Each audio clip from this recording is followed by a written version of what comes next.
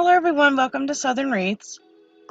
If you haven't yet, please subscribe to my channel and be sure to hit the thumbs up button. Today I'm going to make this really cute watermelon themed wreath. These are the supplies I'm going to use to make this wreath. I debated back and forth on what color base to make it, and every time I would pull a color out I felt like it would overwhelm it, and then I just decided to do the white base, and I ended up really loving it. I like how it turned out. I am going to do this wreath different than I normally do. I am going to put a pipe cleaner at every 4 to 4.5 inch mark instead of putting one at each crossbar. I end up with 18 pipe cleaners. You can add as many or as little as you want, and I'll do this around the outside as well. But whenever you're making a wreath, you can add however many you want. My rule of thumb is to make sure they're even numbers on the inside and outside, only because I like to alternate mesh and ribbon, and if you don't have even numbers and you end up with two colors side by side. That's just my personal thing. If you're doing them all the same, it doesn't matter how many you have. And I'll continue this all the way around. So like I said, I end up with 18 ties. There's 8 in the center and 10 on the outside. And I'm just using my mat to count. You could also figure out how far over your pipe cleaners lay and then measure it that way.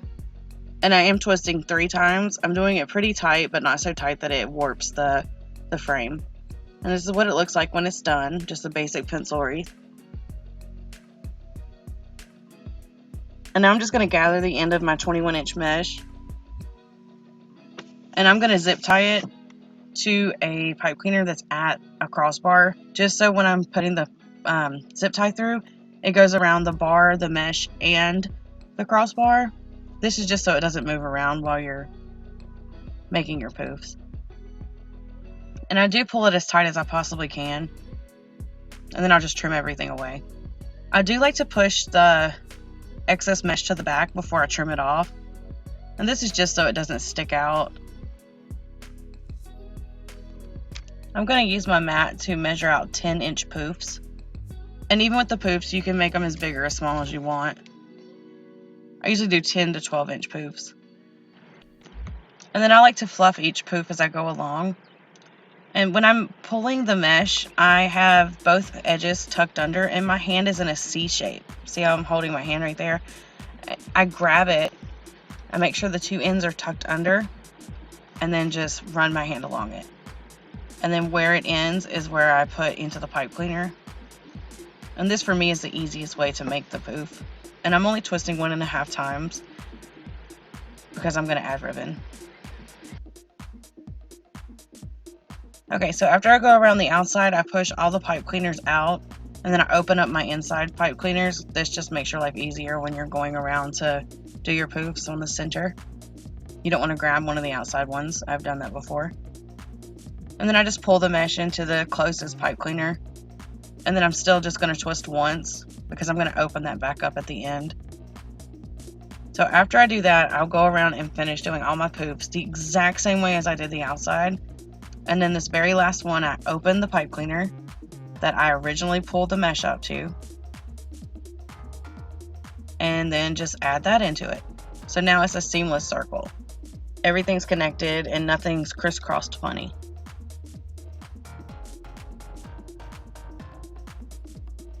And then I just pull a little bit off and trim that away.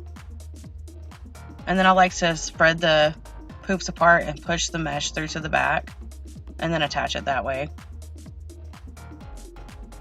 And this is just your basic base poof method wreath. And if you were just going to leave it like this with just a solid color, you would want to mess with your poofs a lot more because you have nothing to cover them up with. I'm going to put a lot of ribbon in it, so I'm not too worried about a few little holes here and there because it'll all be covered up with signs and ribbon.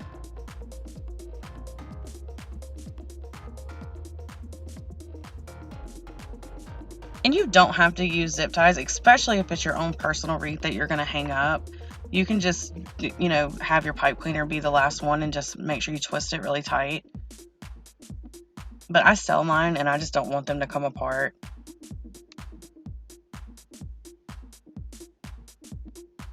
Okay, so now I'm going to cut my ribbons, and I'm just going to show you quickly how I do that to make them all the same size. I'm using a 12-inch piece of cardboard, and then I just wrap the ribbon around. I wouldn't do more than 6 or 7 times. It gets so thick that it's harder to cut, and it won't be 12 inches at that point. It'll be a little bit longer. So instead of my normal 7 pieces of ribbon, for this wreath I needed 9 pieces of each ribbon. So I'm just going to continue wrapping.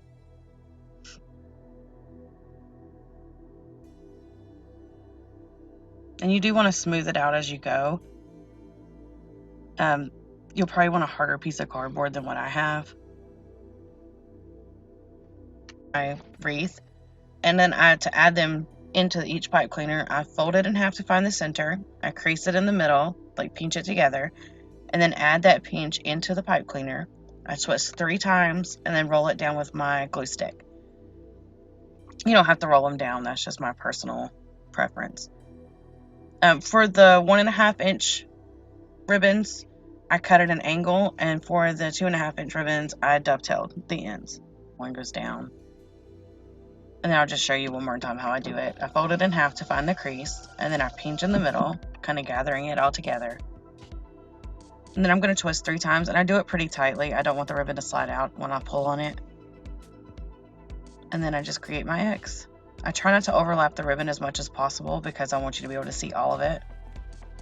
And then for the outside, I do something a little bit different when I fluff it, and I'll show you that. But everything else is the same. You fold, you pinch, you add it in, twist 3 times, roll it down with the glue stick, or you can use a pin. So when I'm turning these, like fluffing these, I do the top 2 are straight across and the bottom ones come out, kind of like a bow tie. And I did flip my ribbon so the rind was on the outside. I don't know if you can see. Towards the center of the wreath, the green part of the watermelon ribbon is toward the center, and on the outside is on the outside. So once I decided how I wanted to lay out everything, that's what I was doing when I laid the sign on there. I'm going to go ahead and make a bow, because I thought this would be so cute with a like slightly curved or catty-cornered, or I don't know how, crooked, a crooked sign, and then the bow in the corner. So I'm just going to use my bow dabber to make the bow, and I'm going to use all of the different ribbons that I have.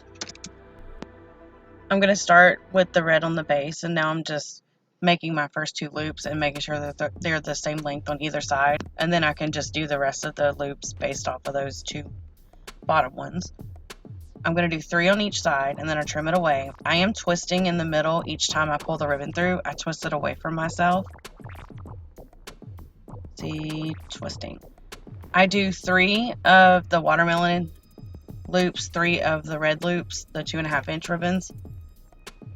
And then this one, I'm going to do 2 on each side of the black and white. And I was just pulling it up to make sure they're the same length. And then I'm only going to do 1 on each side of the green ribbon. And that's because I wanted to have enough ribbon left over to make a tail. And I'm just going to add my tail separately, and I'll show you how I do that. So I wrap the zip tie around it and pull it up. And then before I tighten it completely, I put a pipe cleaner through the back. I make sure my ribbons are where I want them to be, or my loops where I want them to be, and then I pull it as tightly as I possibly can. And now I'm just trimming away the longer pieces of ribbon that would have been tails if I had left the length on there. A lot of the times I like to add my tails afterwards because you can have more control over where they go and where they land. And then to fluff it, I just put my hands in it, spread them apart, and position the ribbon where I want it to be. This is usually the longest part of making a bow because you just want to keep messing with it. At some point, you just let it go. So I cut some pieces of each kind of ribbon. I went ahead and dovetailed the ends or corner cut him. And I'm going to use the pipe cleaner that I'm going to use to attach it to the wreath to attach the tails to my bow. I purposely wanted these ribbons to be sticking out of the sides. I didn't want my tails to just go straight down. I wanted them to be coming out of the bow in several different directions. And now I'm just going to feed the pipe cleaner through to the back and wrap it around the frame. And you can either go through the mesh or straight to the, like, to the frame. I find if you do it to the mesh, your bow kind of sits on top a little bit more. If you do it to the frame, it kind of sinks into the wreath. So it depends on what look you're going for. And then I just spend some time fluffing out my tails, and that takes a while. And now I'm going to add my sign. I'm going to use some pipe cleaners and a staple gun, and I just like to staple down the string that comes with the sign. And then I'll twist 3 times. I like to do 2 staples and then twist it. I just feel like that I can't talk. Makes it stronger. Alright, so I do that on either side. If you have like a square sign, you'll want to put 4 corners. But for the rectangle, you don't have to do more than 2. Unless you want to. But I just do the same thing with the bow. I feed it to the back and attach it to the frame. And then once I'm happy where it's positioned, then I'll add the other side. And once I'm finished with the whole wreath, I'll go back and adjust the pipe cleaners in the back so they're not sticking out. So it looks nice and neat. I just fell in love with this wreath. I really didn't think it was going to turn out with that white base, but sometimes you just got to go with it. And I absolutely love it. But that's it. That's how I made my watermelon themed wreath. If you have any questions, please leave them in the comments below, or you can always email me at craftingwithlee@yahoo.com. Thanks so much for watching, and if you learned anything today or liked my video, please like, share, and subscribe, and be sure to leave me a thumbs up. Thank you.